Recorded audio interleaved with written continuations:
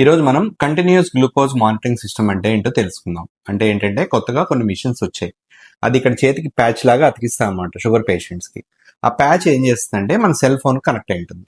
So దాంట్లో ప్రతి 15 minutes కి షుగర్ రిపోర్ట్ తీసుకొని రోజు మొత్తం గ్రాఫ్ ఇస్తుంది. మోర్ దాన్ 1000 రిపోర్ట్స్ ఉంటాయి అనమాట. గ్రాఫ్ లాగా ఇచ్చి 14 డేస్ పాటు పనిచేస్తుంది. ఈ గ్లూకోజ్ మానిటరింగ్ సిస్టమ్ వల్ల అడ్వాంటేజ్ ఏంటంటే ఎవరైనా పేషెంట్స్ కి హై షుగర్స్ ఉన్నాయి, మిడ్ నైట్ లో తెలియకుండా హైపోగ్లైసిమియాలు, లో షుగర్ వస్తుంది, తర్వాత బ్రిటిల్ డయాబెటీస్ అంటారు. చిన్నపిల్లల షుగర్ వచ్చినా, ప్రెగ్నెంట్ లేడీస్ కి షుగర్ వచ్చినా, పెద్దవాళ్ళు అప్ అండ్ డౌన్స్ ఉన్నా, కొంతమందికి మందులు సరిగా వాడుతున్నా షుగర్ కంట్రోల్ ఉండట్లేదు, డౌన్ అవుతుంది అనుమానంగా ఉంది.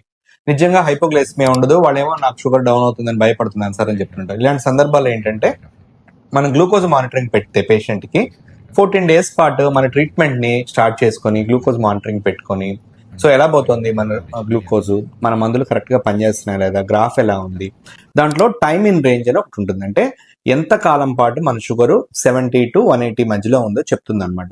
సో ఎంత ఎక్కువ టైమ్ ఇన్ రేంజ్ లో పెట్టుకుంటే డైలీ యావరేజ్ అంత బాగా మన కంట్రోల్ ఉన్నప్పుడు. సో ఈ కొత్త టెక్నాలజీతో పాటు షుగర్ ట్రీట్మెంట్ చాలా సులువుగా మారింది. సో కాబట్టి ఎటువంటి డయాబెటిక్ పేషెంట్స్ అయినా, ఎటువంటి ఇబ్బందులు ఉన్నా సరే ఈ సిజిఎంఎస్ పెట్టుకోవడం ద్వారా మనం దాన్ని బాగా కంట్రోల్ చేసుకోవడానికి అవకాశం ఉంటుంది.